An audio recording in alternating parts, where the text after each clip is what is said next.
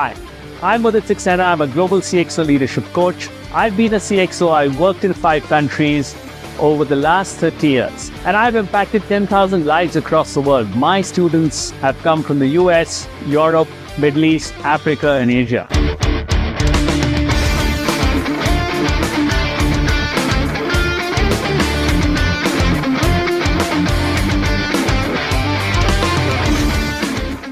Ladies and gentlemen, let's have a huge round of applause for Nitin Srivastava.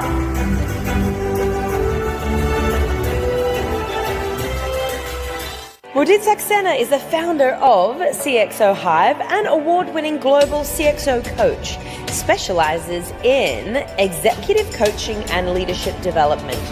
Trained by John Mattone and experienced across 5 countries, he guides leaders and organizations to achieve exceptional results. Let's put our hands together for Mudit.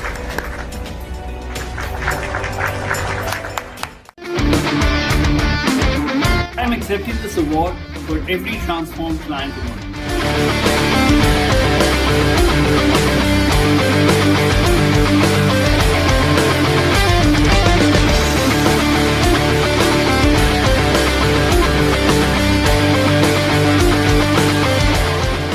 Hi, are you a leader who's looking to get promoted, find a new job, or maybe get a meaningful salary increase in an environment that's so uncertain? With layoffs, with AI coming in, one really doesn't know what's happening. I have something special for you. I'm going to be getting the Global CXO Accelerator Summit to India for the second time in a succession. This is a 7-day event, 5 days online and 2 days live, right here in Bengaluru on February 21st and 22nd of 2026. So mark your calendar and make sure you register for the event.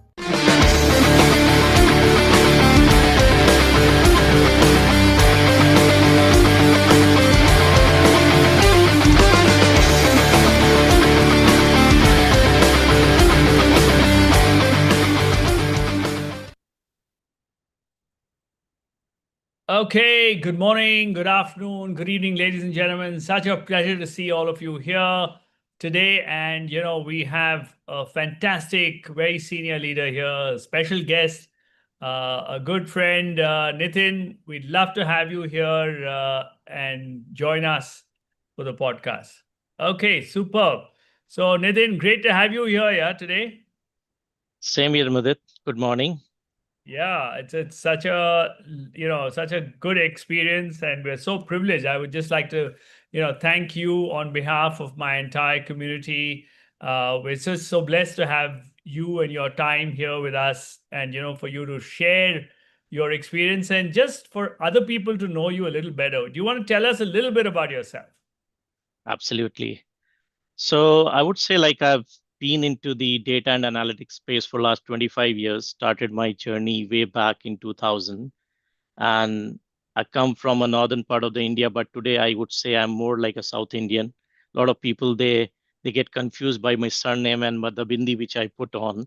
But I would say yes, I worked in various parts of the world, started with Satyam Computers as a software engineer, was there for almost a decade, worked in different geographies, working with different customers across the world. Especially, I would say I was very privileged to work with GE, which is one of the most important companies, and in my portfolio, I would say where I've learned a lot.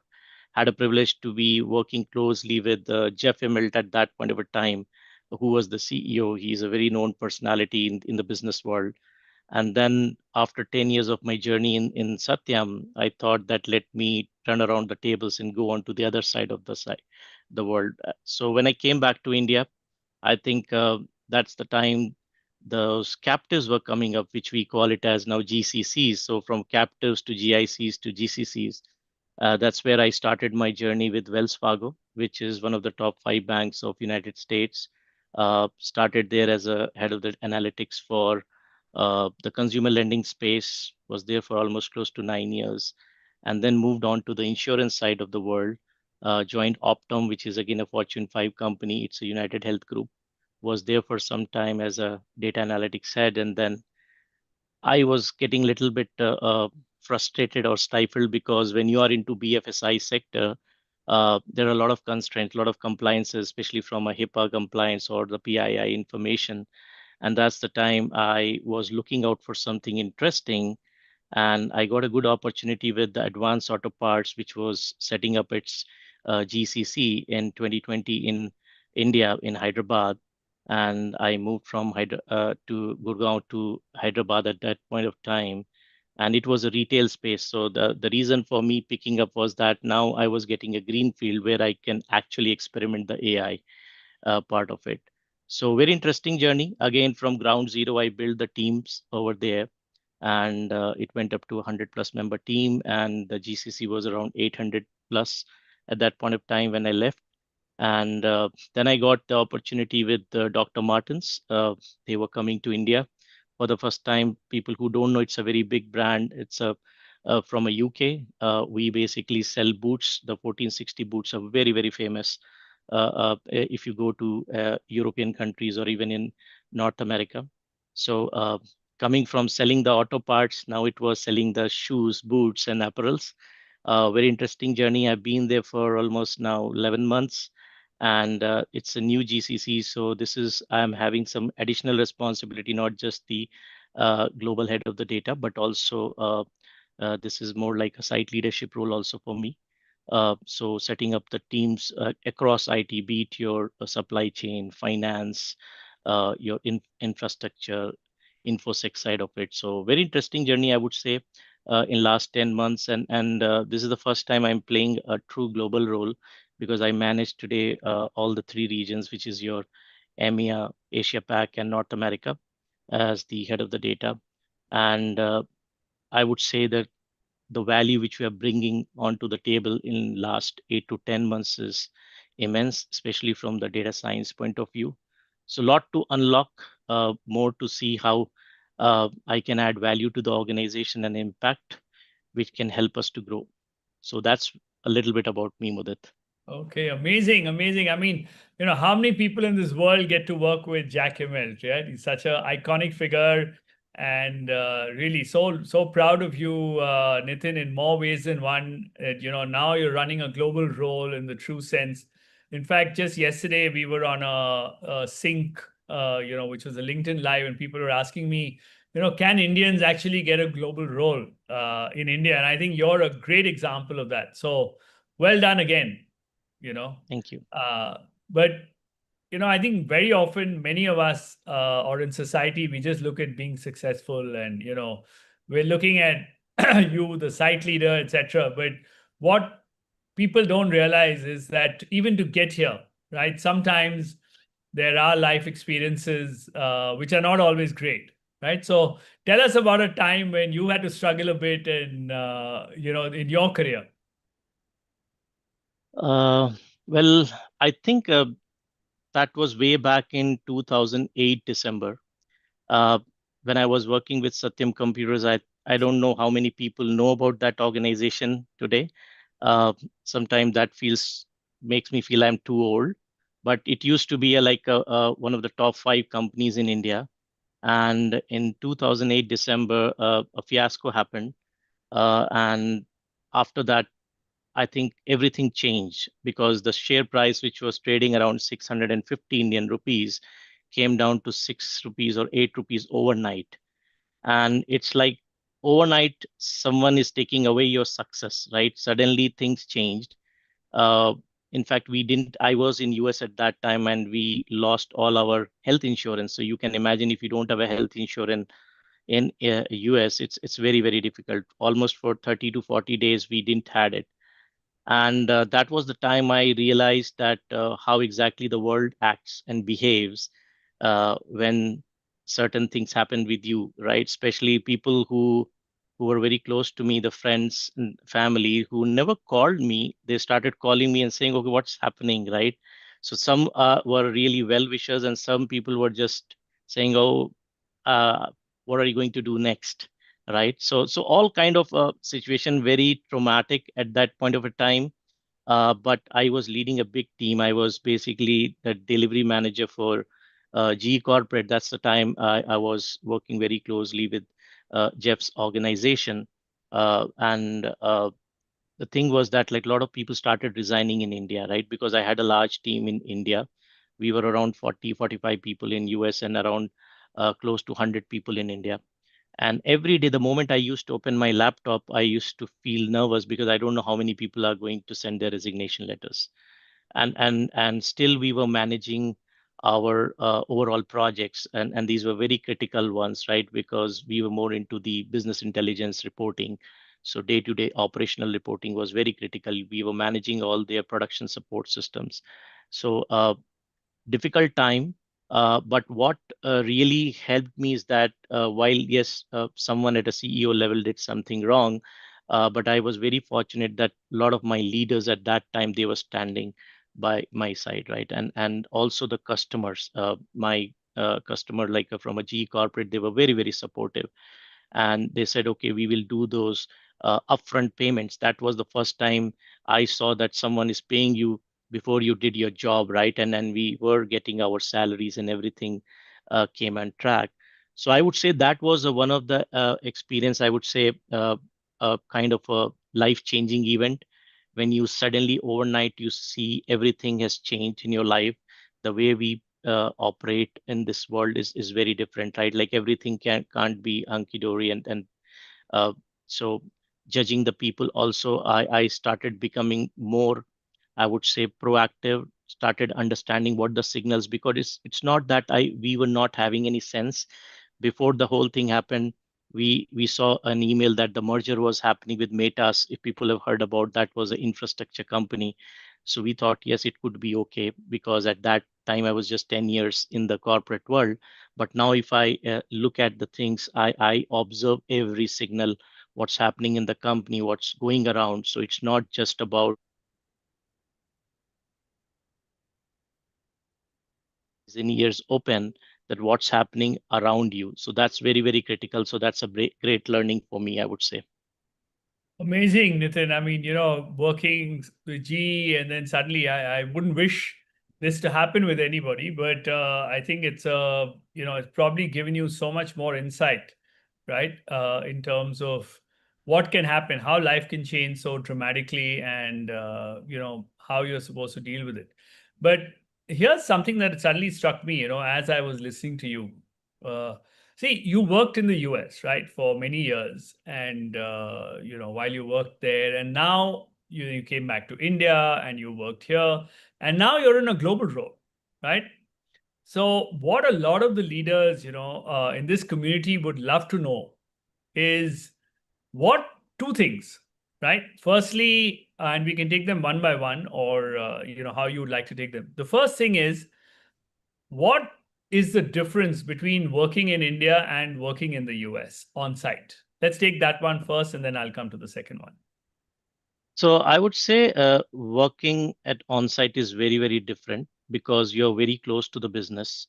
And especially in the era I was operating, it was way different than what it is today, right? Today, I think uh, it doesn't matter where you are located, especially COVID has helped us to get into that kind of a mode. But when I was working over there, we were very close to the business. You can hear everything. If anything goes wrong, you are the first person to be contacted, right? And one of the good things about being at on-site is that you learn a lot about the domain, because you start understanding the nuances of the business.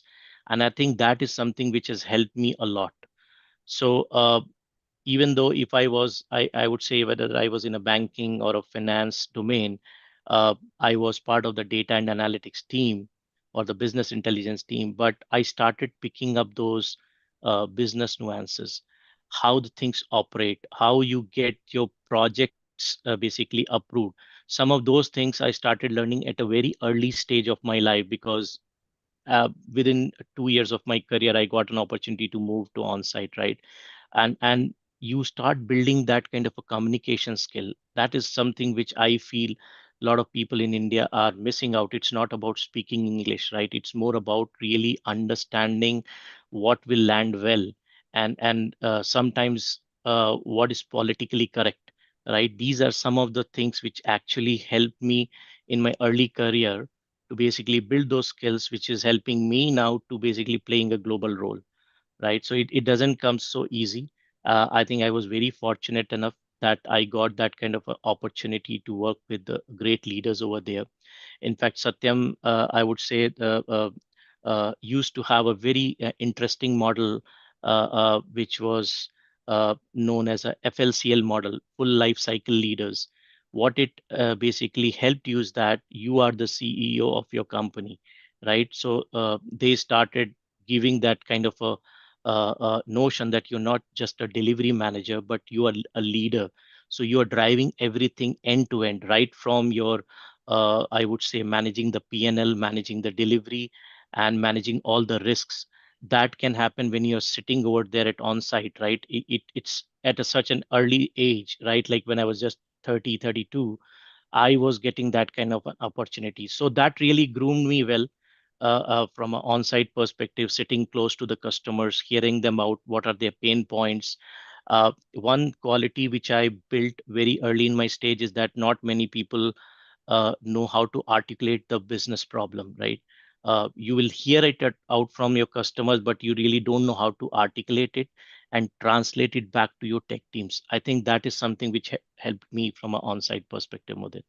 Superb, superb. I mean, that's the first part of my question. And the second part of my question, which is very allied to this, is that now that you're, sitting in India and operating a global role from here, right? What are the expectations, of head office, so to speak, whether in the UK or in the US, right? And what are the kind of thing Indian leaders who are working in GCCs here, what do they really need to build in terms of competencies, in terms of behaviors, like you referred to communication? What is it that they need to do so that they are successful in a global environment? So I think since 2010, I'm into the space of the GCCs, GICs, or captives, right? This is my fourth stint. And I'll tell you how the things have changed, Mudit, in last 15 years, right? Uh, when I joined Wells Fargo, again, like I would say, it was two in a box. When I say two in a box, you have one leader in US, and then I was in India. So it was more like a order taking role where someone in US, the leader, that person basically decides the whole strategy. So strategy is done over there, and then you become an execution arm, right? And that's where everyone was chasing about the numbers, how big your team is. Like, are you managing 100-member team, 200, 300, 500? So that used to be at least 15 years back. And the expectations from the head office used to be that you are just going to execute the things what we are telling you. But fast forward now, I think everyone is looking for an impact. And gone are the days, I think very few companies are there right now who are having this one in a box right now, like Dr. Martens is one of them. But eventually you'll start seeing a lot of global roles will be coming to India. As I said, COVID has helped us in terms of working remotely. So I don't think distance and time zones are going to impact us. We all have learned it. Maybe it was a good disruption which has happened, I would say, right? But today the expectation is, are you really making an impact? Are you really bringing value onto the table or not? It is not about the headcounts anymore. It's not about the cost arbitrage. It is about that, how can you enable your organization? Example, like if I'm into data and analytics, right? Especially in the retail side of it, I'm here to helping my business to really understand, okay, how can I add value onto your top line? Can I really increase the revenue of the company by bringing in some kind of a use cases which can help you understand your customer persona, how your customers are behaving? We do a lot of social listening, right? Like, and understand how your customer behaviors are changing. And then basically go back to business, say, can you take an action on that, right? How to basically penetrate into different channels. This is all value creation. This is not about that how many people I am managing over here. Gone are those days. I have done it. I was one of the person who used to feel very proud then when I used to go my town halls, 300, 400 people standing, and I we are coming onto the stage talking about it. It's not about that. If you ask me today, I'm challenging my team, can a 30-member team do the same what a 300-member team can do. We are into the world of agentic AI, right? Everything is changing so fast, and that's where I think the expectations are that how you can add value, but at the same point of time, when you're using some of these technologies, how you're safeguarding yourself, how you're mitigating those kind of a risks that you're not losing your data, right? So the expectations have changed drastically. Amazing. I just want this to land. I hope people are listening to every word, how things have changed in the past and what's expected from you here. So, what we'll do quickly is, Nitin, we'll just take a short break and we'll be right back. Right.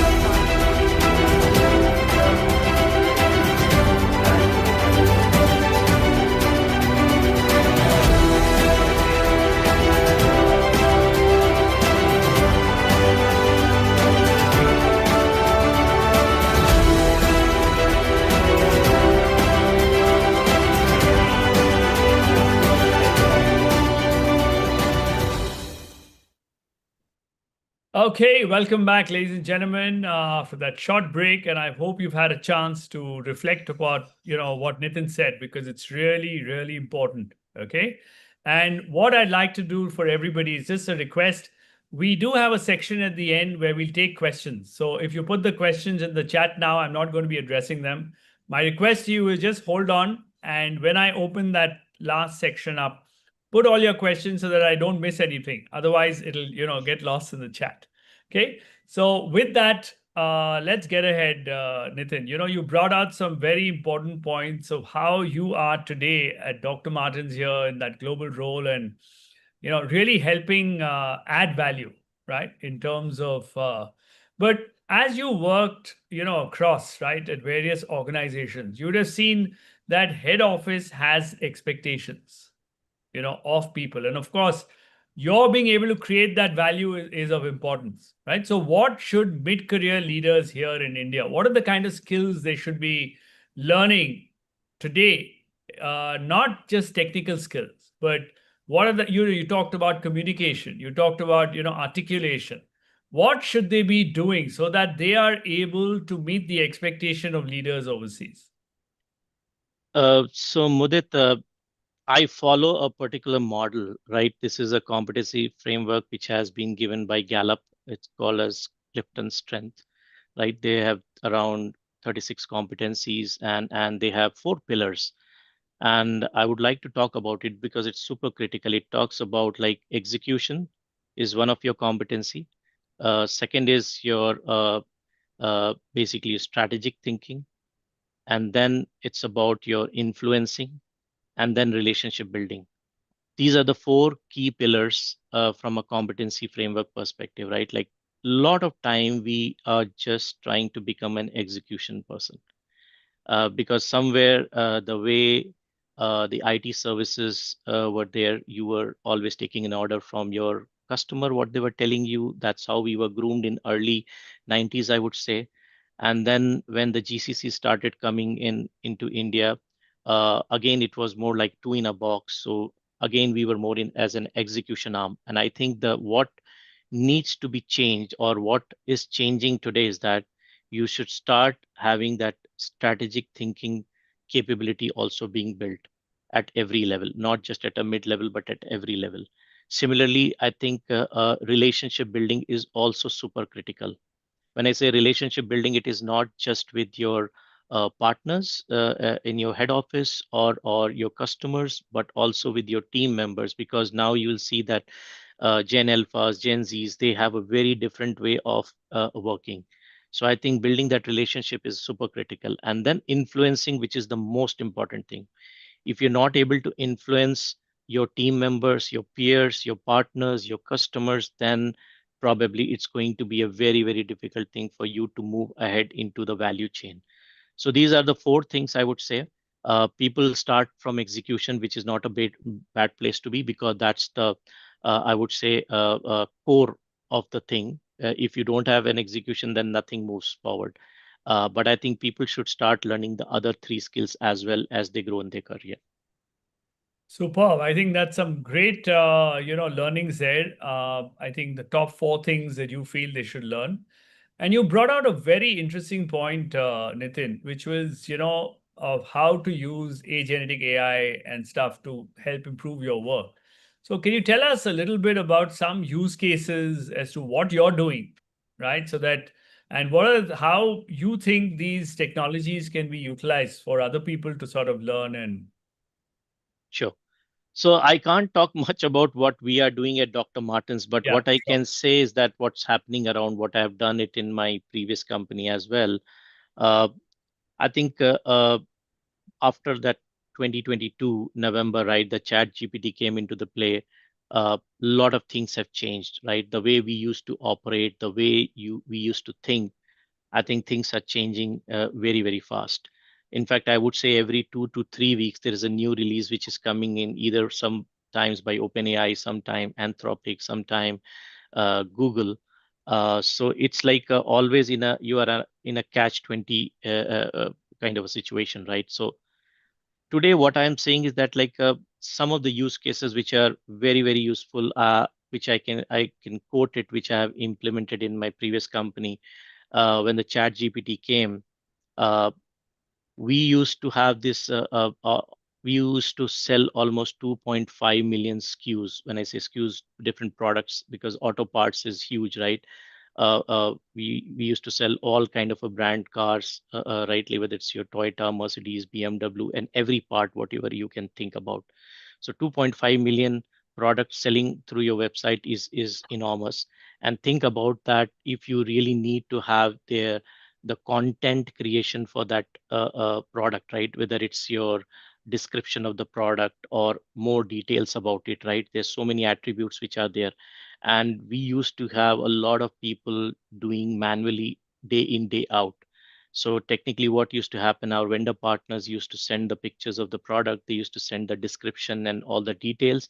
Someone will vet it and then push it into your e-commerce system, your digital asset management system. From there, it will go to your e-commerce site. Now, it was all manual process.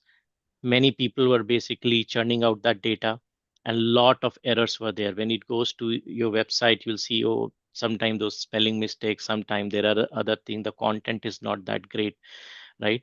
And also the pictures which were sent by the our vendor partners, sometimes they used to have not the right quality of the image, right? Because you need to have some kind of a resolution for an image, and sometimes it was watermarked.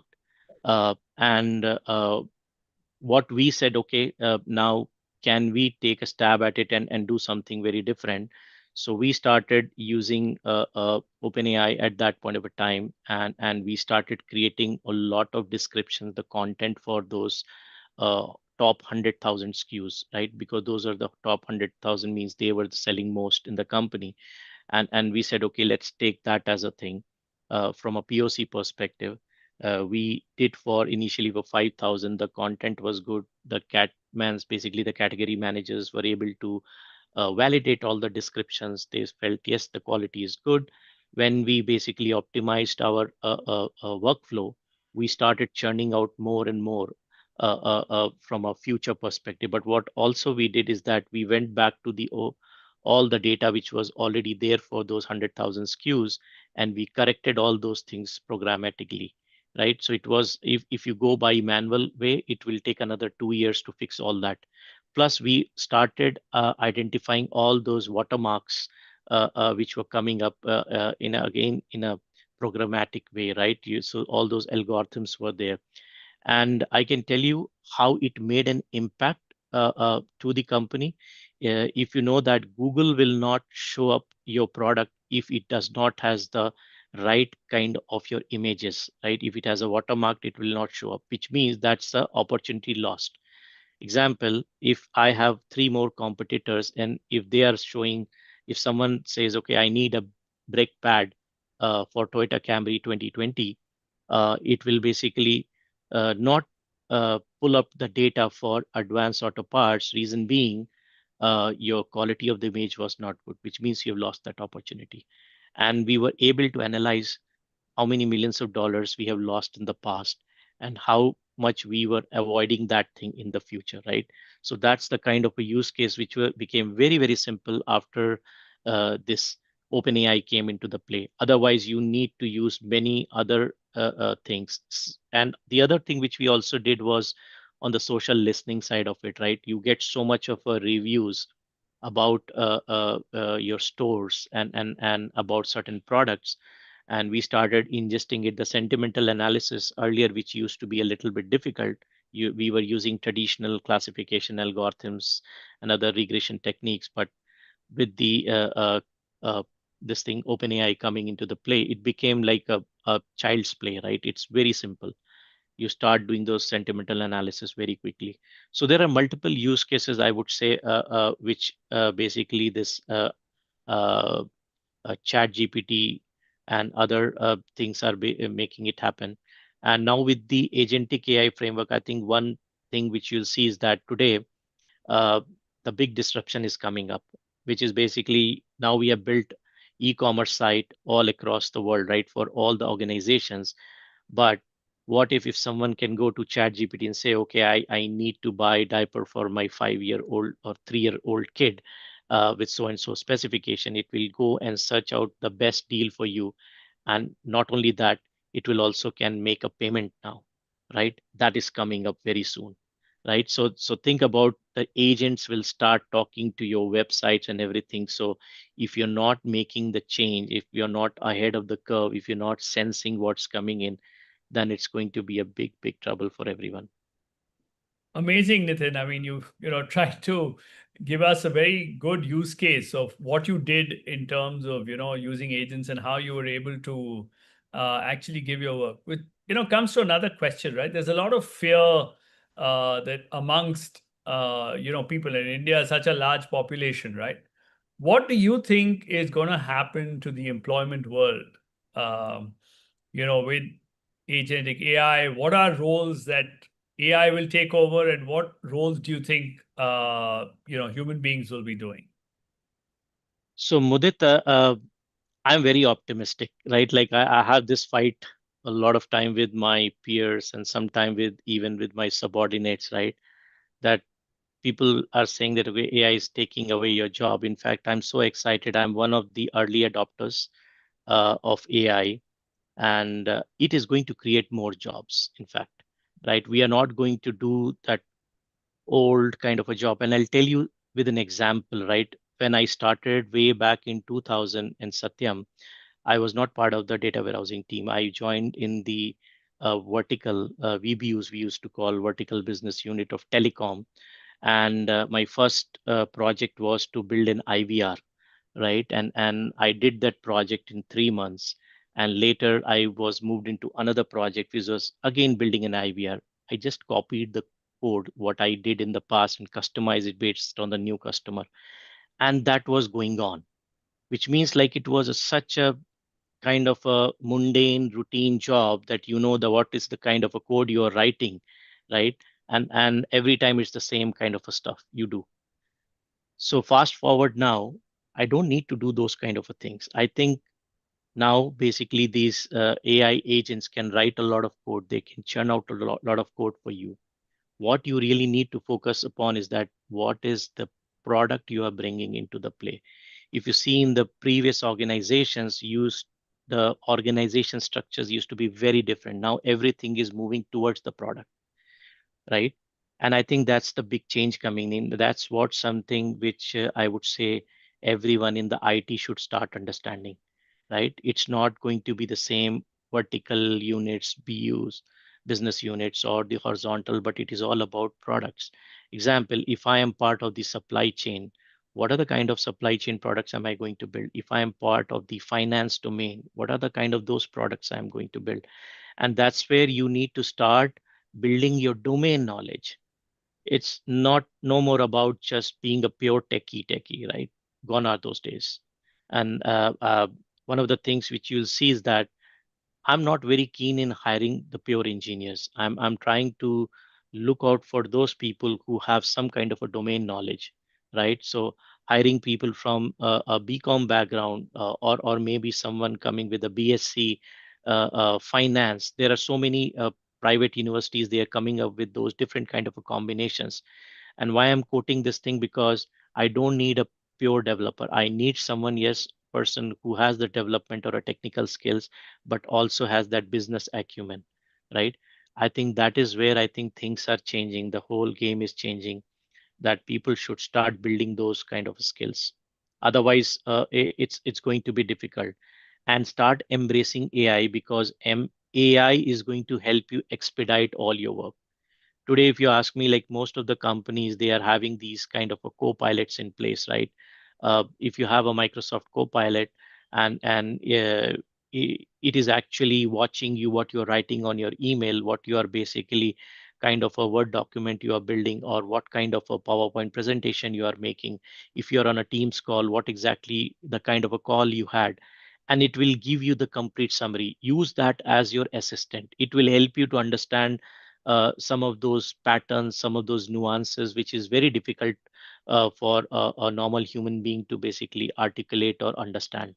So use it as a friend, as a assistant, and if you're not, then probably the time is ticking for you, and then someone will say that someone will replace you. So, but if you embrace it, I think you'll be moving very fast in the value chain. Amazing, Nitin. I mean, I think this is something, the audience really needs to understand and recalibrate, right? Because it's a shift. And while we give them some time to recalibrate, let's just take another short break and we'll be right back.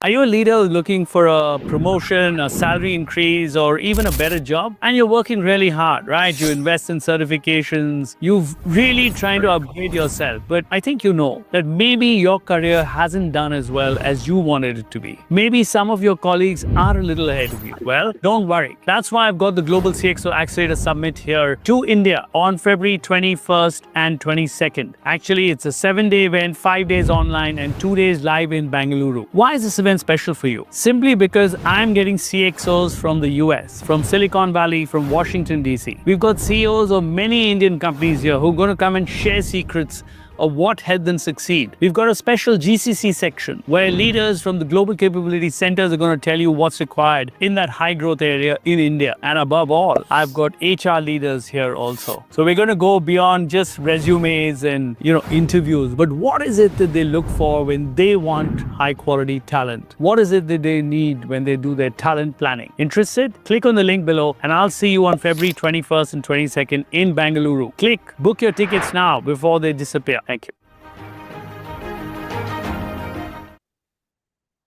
Okay, as we are back, wherever you're watching, don't miss the opportunity because Nitin is actually going to be there in our summit.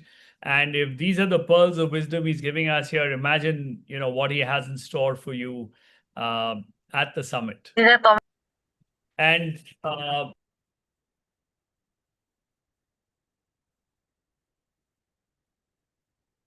yeah.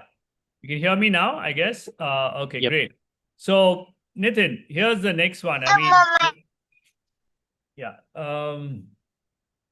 Can I just request everybody here who's an adult to please mute yourself when you're, not speaking, so we can continue with the conversation. Thank you.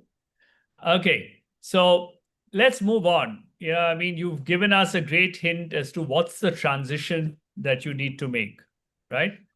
And so, like you said, right, if people don't understand, what do you think is going to happen to what should coders and developers really be doing right now? Because that's the worry area, right? I mean, one of them in that. Yeah. So as I mentioned to you, Mudit, right? Like for all the coders and developers, when I started, we were just focusing on what am I building, right? An application, but we were not really thinking what is the impact am I making to the company? I think that is the shift which is required. We will still be coding. It's not that the coding is going away. While these co-pilots are helping you to churn out a lot of code, but how you stitch the code, how you test the code is something still with the developers, and they need to start thinking again from a product mindset. What am I building? Right? If you are just doing thinking that this is a project for me, I think the shift is happening from project to product. When I started, as I said, we used to just think, okay, I built an IVR, or I built a Power BI report, or I built a business object report, or a Tableau dashboard, and I don't know what has happened. I think the developers of today, they need to think beyond that.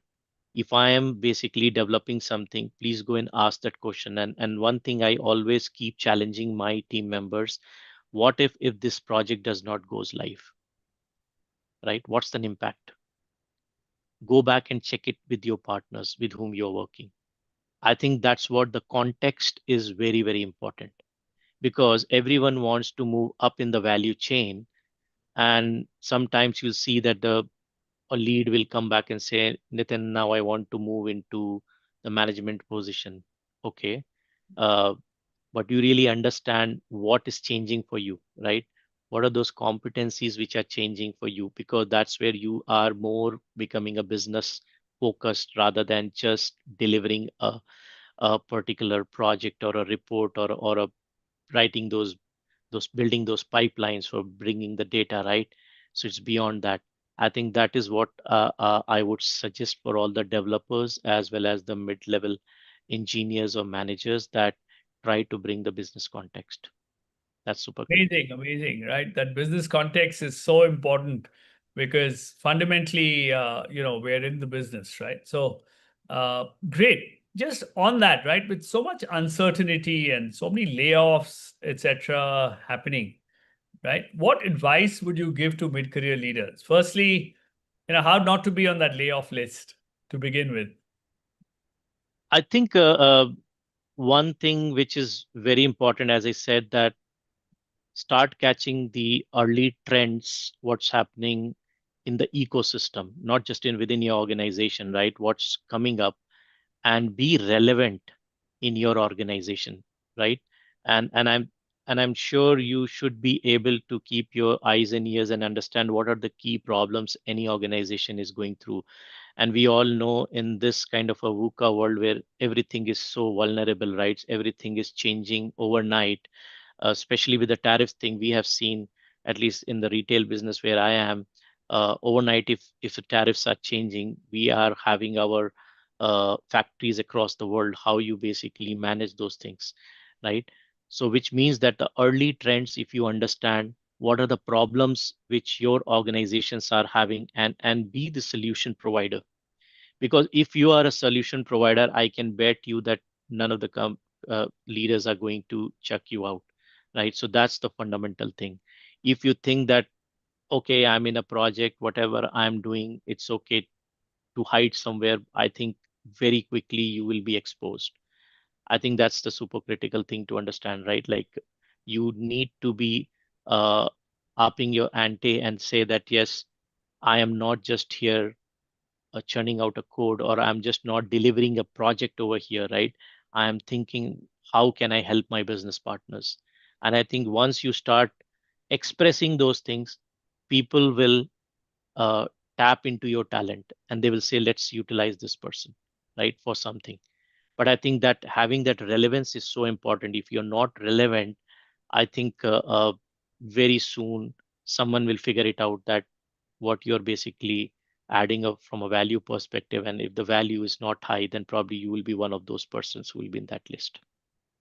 I mean, amazing advice, really. How to get more clued on, how to add value, because I think that's what people don't understand. That sometimes, uh, your salary is very often an indication of the value you bring to the table.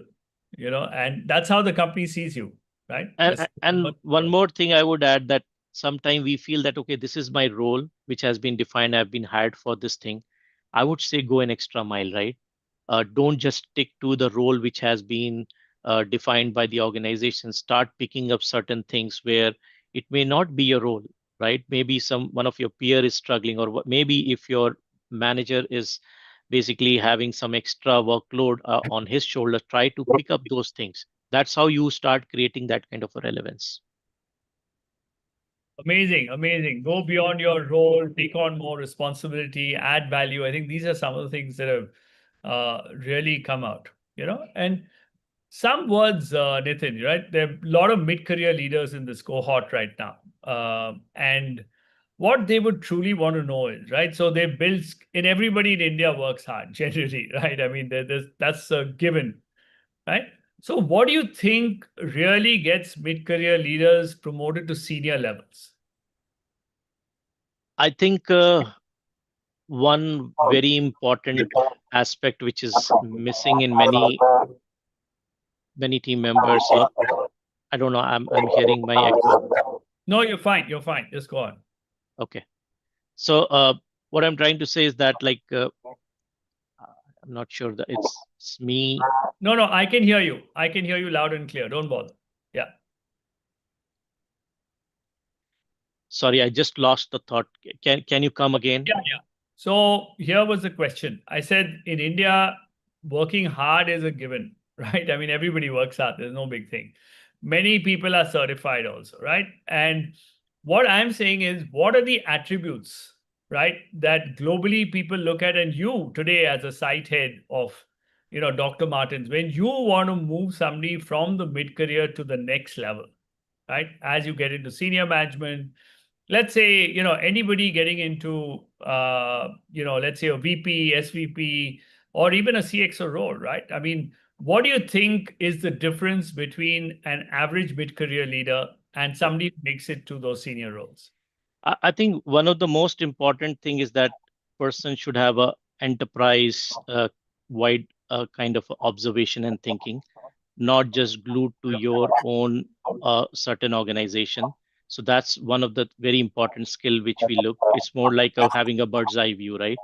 The second is about the decision making in the difficult situations.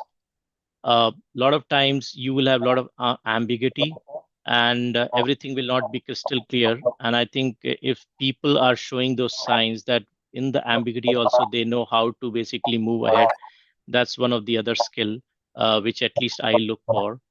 The third is a very important skill is that how you're basically mentoring and coaching your next levels, because while you are growing you have a that kind of a broader vision, but are you building the leaders under you or not? Because if not, then you will not be able to move up into the value chain. So that's another important thing. And last but not the least, as I said that uh, now you see the Gen Zs are there in your organization. Gen Alphas are also going to come in, and it's no more like a my way or a highway kind of a leadership, right? It is going to be very collaborative leadership. And if you're not able to have a good collaboration with your peers, with your team members, and with your partners, then it's not going to work out. It's all about the team is going to win. It's not going to be individual who's going to win, because we are all thinking our North Star is basically your products. You're building certain products which is going to help your organization, right? So with that, you need to have enterprise view. You need to have that kind of strategic thinking, building your teams, right, and taking the right decisions. So that's something which I feel will take you to the next level. Amazing. I think, you brought out some very relevant things. And there was a big discussion the other day. And I thought I'll put it to you, in our cohort. Some people felt that if they prepared their team, and they had a next in line, it might set the stage for being replaceable. What is your view? Because I see you have a much longer term view of thinking, right? So let's hear it from you. So I would say you always need to have your plan of action, right? When you are basically vacating your space, yes, I would love to see someone taking up my role. But what's next for me is also something I'm planning at the same point of time. As I said, the strategic thinking is super critical. Today, I may be playing a global data and analytics role, and a lot of my friends they say, "Okay, you might have hit the ceiling, right? But that may not be the case. Who knows that probably I may be looking out for something maybe on a business side, because now having that kind of a horizontal view across the company, I may move into a business side of it, right? I may become the supply chain head for the business. I may basically move into somewhere else. I think that is something which people should start thinking about while they are developing their next levels. You should also develop and invest in yourself, right? And one of the things which I see, which not, I would say 99% of the people, they don't do that, which is basically you can have a one-on-one with any one of your peers, team members, your partners, but you never have a one-on-one with your own self. And I consciously do this thing, right? Like I'm, it's more because I'm more into spirituality, do meditation and stuff, but that actually helps me to realize where exactly I'm heading towards to, right? And at one point of time, you need to basically give up your position and take the next position. And you need to be very clear what is your North Star. And it keeps changing, right? It's not that you will be always going around the same objectives, right? 2 years down the lane, you may be having something else. The moment you reach there, you start planning for the next. That's how we all evolve in our lives. And and the people who think like that, okay, if I build my next level, I will be replaced, then probably you're not thinking about your own self. You need to think about your own self. What are the next level competencies, right?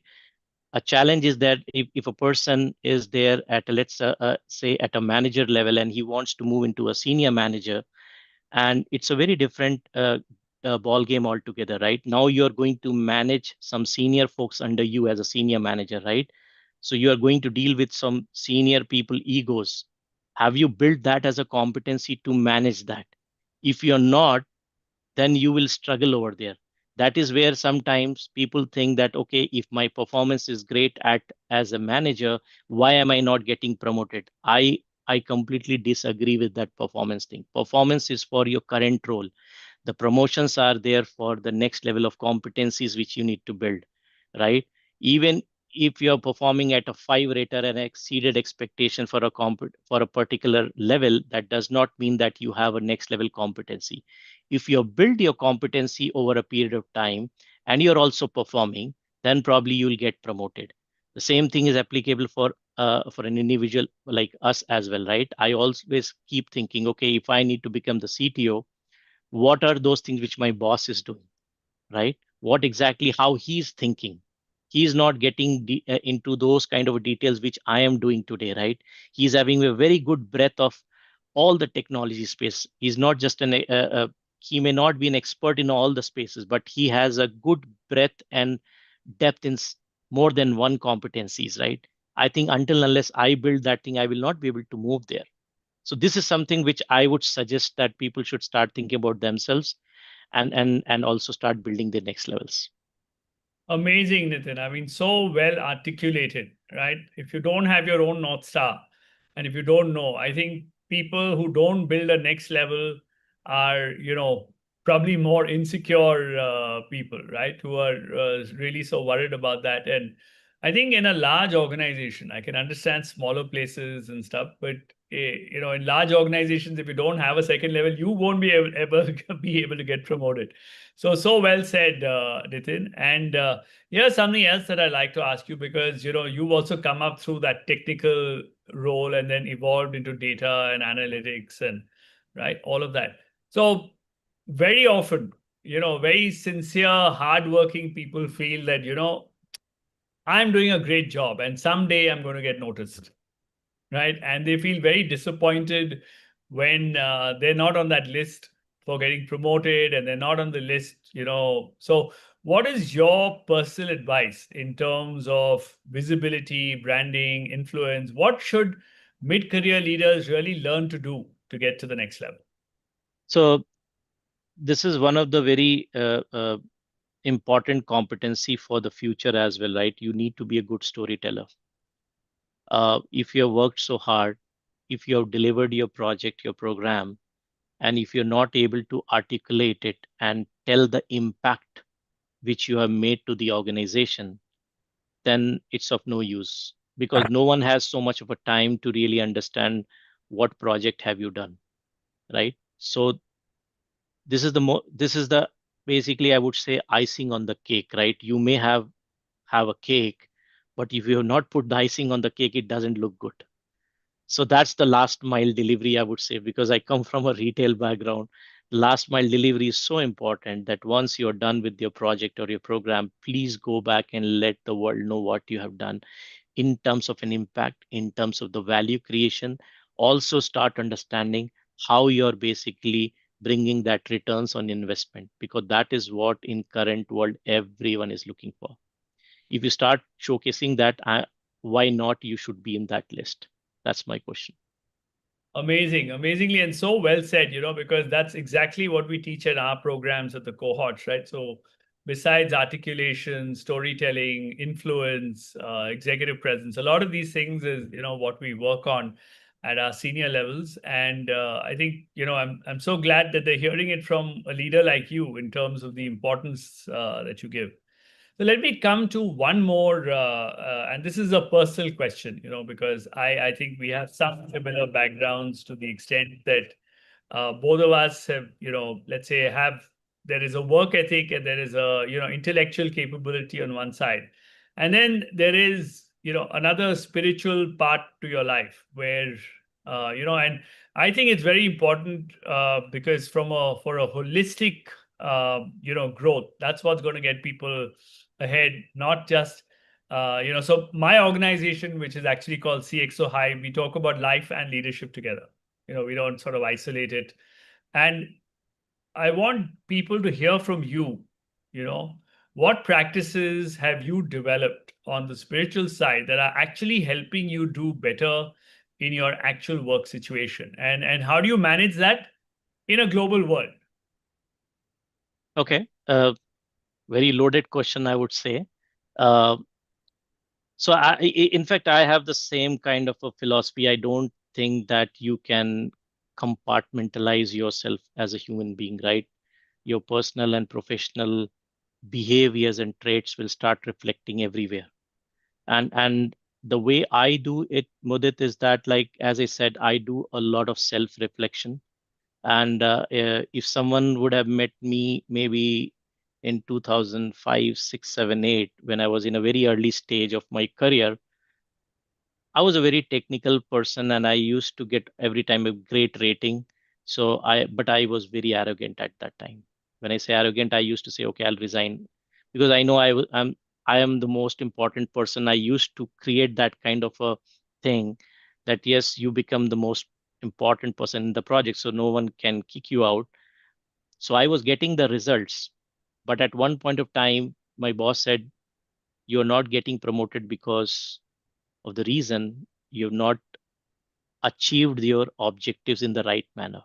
The way you behave, your arrogance, the way you talk to people is not good.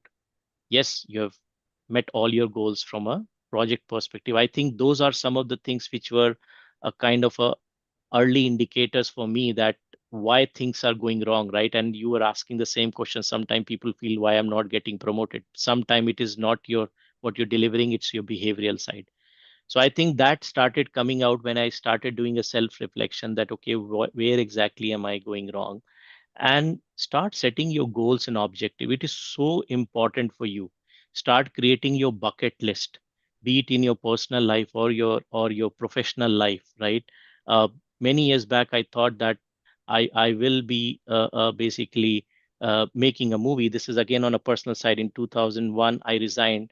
I said I wanted to become a film director.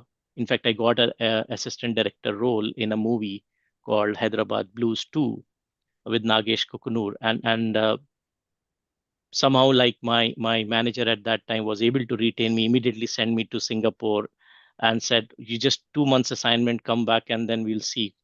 So somehow things did not materialize and I continued with my journey. But that still is there in my heart that can I make this thing happen? Still that is there in my bucket list and I did not leave it.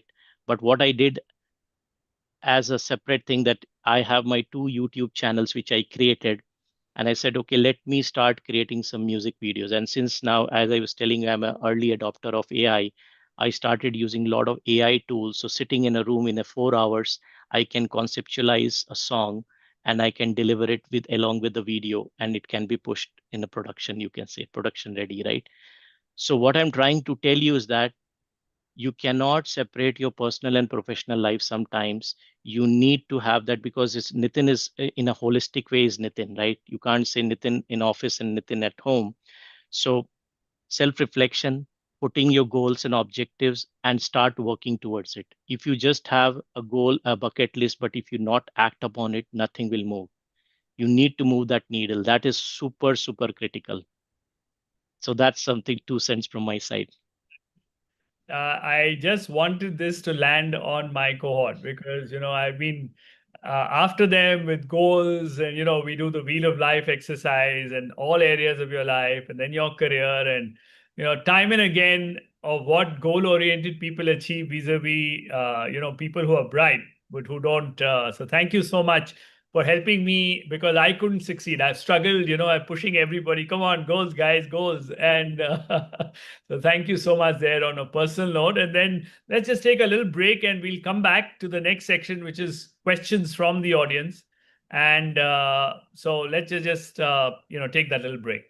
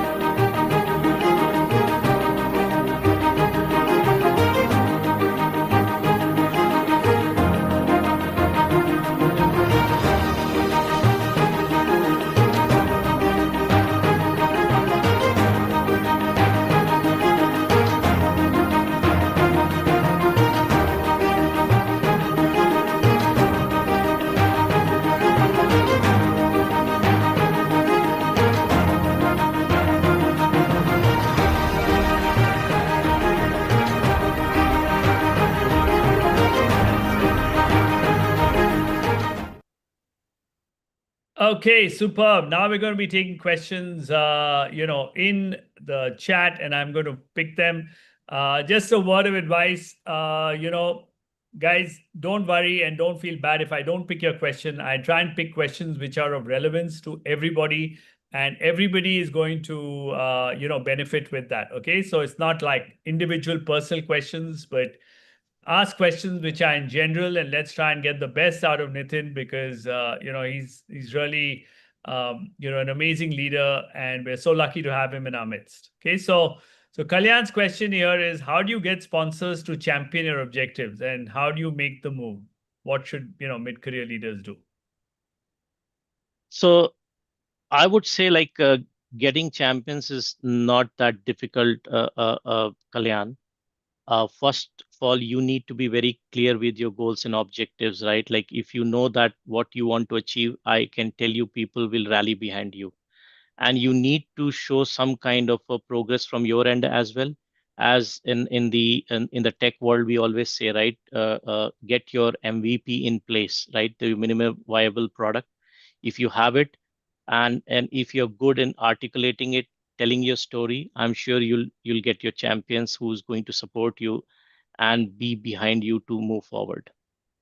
Okay, super. There's one more question that I saw earlier about being politically correct.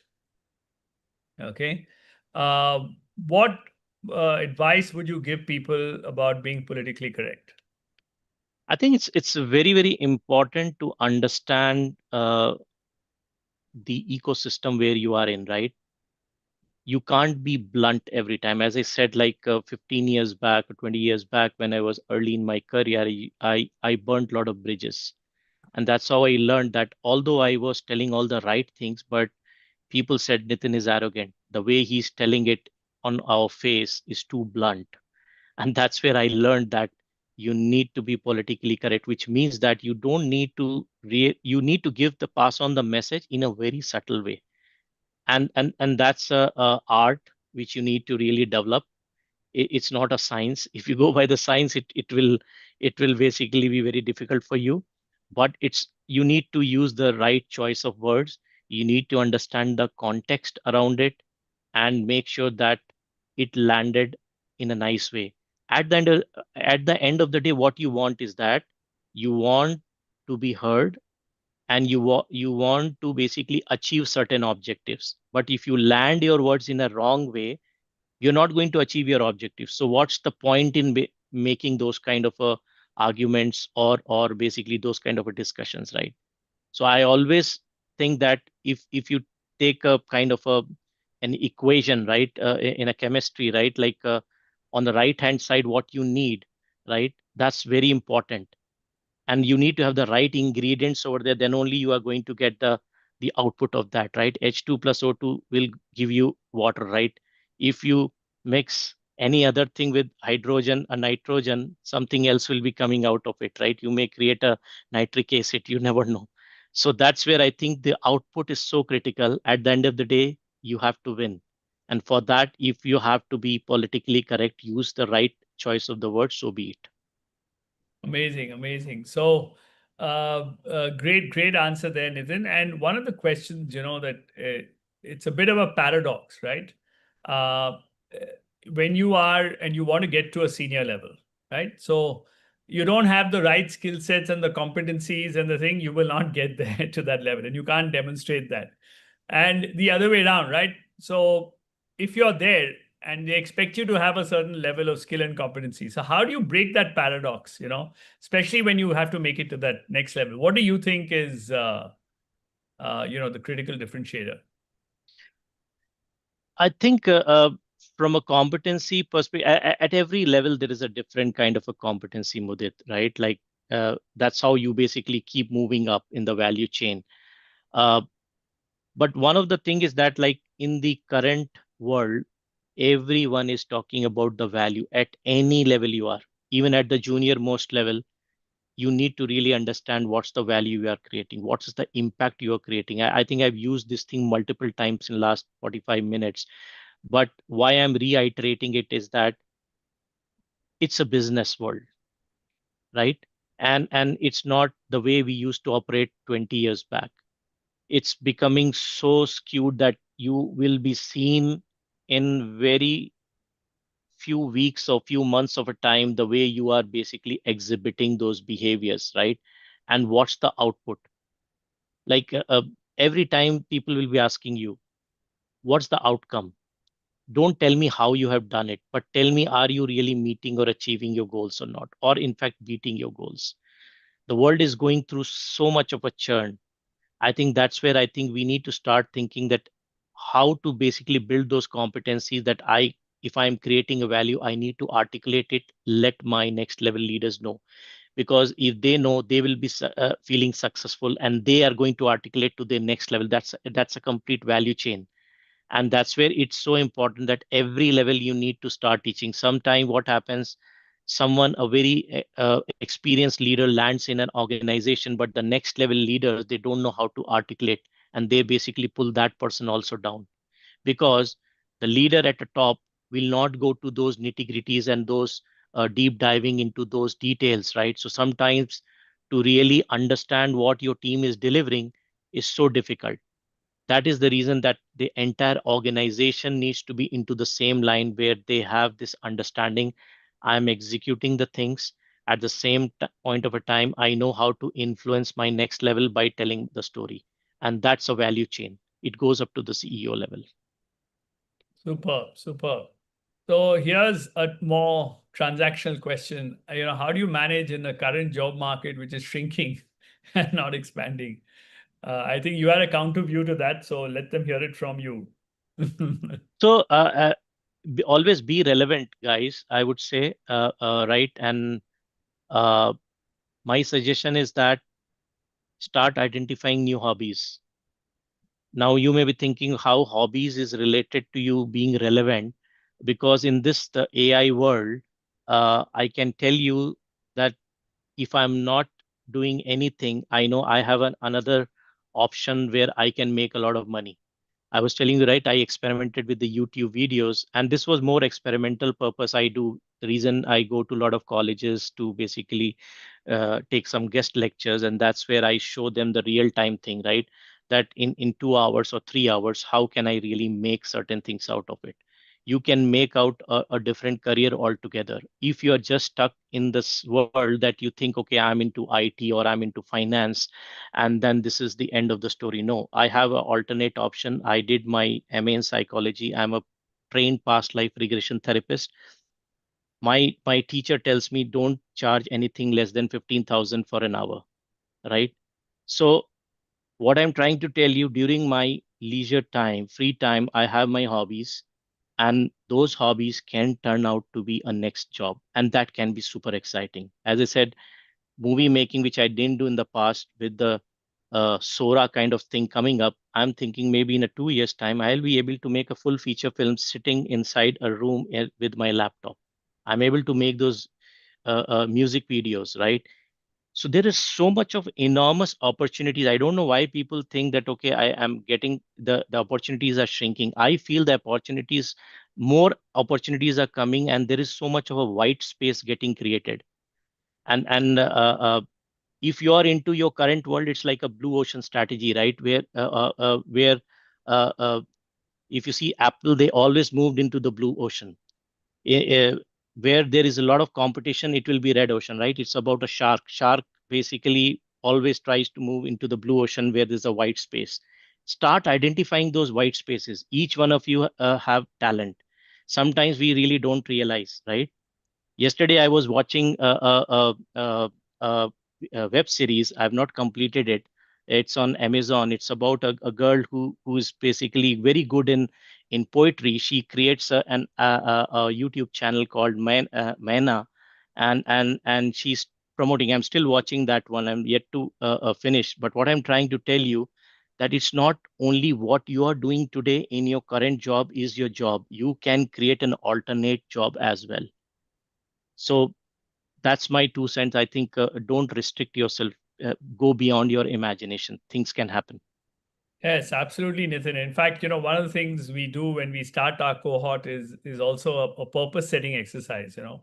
What do you want to really be in your life, and where, what impact you want to make? And while sometimes it's a little difficult for some people, I think this constant self-reflection and being in touch with yourself will give you a flavor as to where you're truly inclined, and as they say, when you pick a cause which is bigger than yourself, then you anyway get the energy to go out there and do things. So amazing. I mean, okay, I'm just gonna see if there's any one last question which is there, because we've crossed the hour, and I could go on talking with Nitin all day, all night. But if there's somebody else who wants to have anything, um, which is really okay. Okay. So this one, okay, great. Okay, this is a good one. How do you balance leadership expectations with execution priorities? So I think leadership expectations are always around. If you see what's an impact you are making, right? And for me, that's the most important thing. So my focus is mostly on to the strategic side of the thing. I focus on the strategy, and I built my execution arms with my teams. They are super in executing the things. So it's like a divide and conquer, guys, right? Like while I'm focusing on strategy, my next level are focusing on building relationship, influencing the partners, and also doing the execution, right? So that's how it happens. And always try to complement yourself, right? Everyone cannot be a great strategist, right? And this is I want to elaborate a little bit. The way I do hiring is that uh, if I know that I am a good executor, as well as I have a good on a strategy side of it. I'm not that great influencer or a relationship building. When I did my Gallup survey, that's how I in the Strength Finder I found. And when I'm building my organization, I always try to get my directs being evaluated on those terms. And I will find people who are great influencers, who are good in relationship building so that it becomes a whole, right? Your organization is complete. That's how we do the basically kind of a juggle around, because I cannot be good in everything, right? So that's how I manage the leadership expectations, because I know what's the value or we have to create, and then have the right kind of OKRs defined for my team, that how they will be executing it, and keep a track of it. Have a regular conversations with your next level, your team members, and just don't restrict yourself to your next level only. Go to the skip level as well. That's super critical, because you will be unearthing so many things, because sometimes what you have been told versus what's happening on the ground is very different, right? So the people angle is super important. As I mentioned earlier, that sometimes during the execution phase, you may be meeting all your target, but how part is so critical. If your team members are stressed out, that's not a good thing. Then everything will start failing eventually. So that's how the execution can be managed. But I think at my level, I try to be more into the strategy side of the world. Superb, superb, Nitin. And we'll take the last question from Ravi here today. And he says, do you think technical people can move to strategic roles?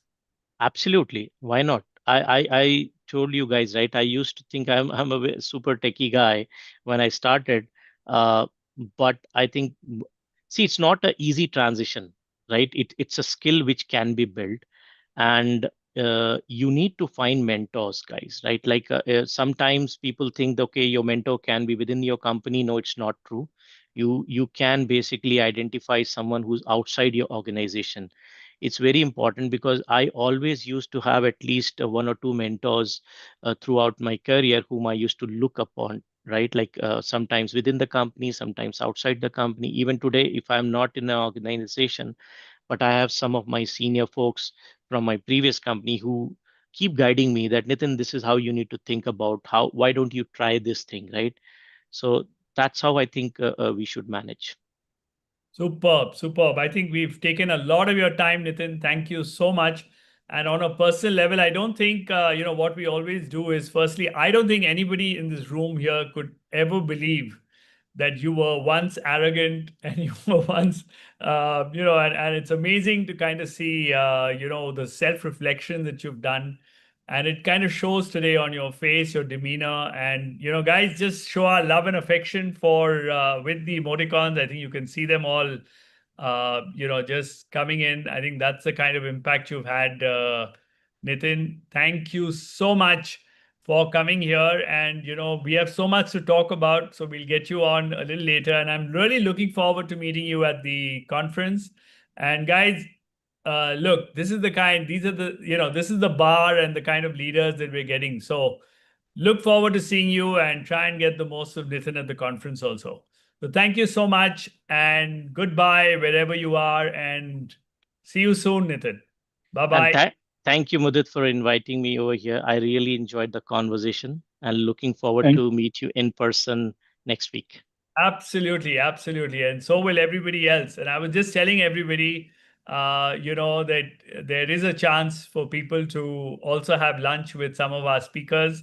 And it's a privileged position. So, a lot of them, if you love this conversation with Nathan, you can actually, sit and have lunch with him and ask him a few questions. Okay. So take care and goodbye, and see you soon on the next weekend. Take care. Bye-bye. Thank you. Bye bye.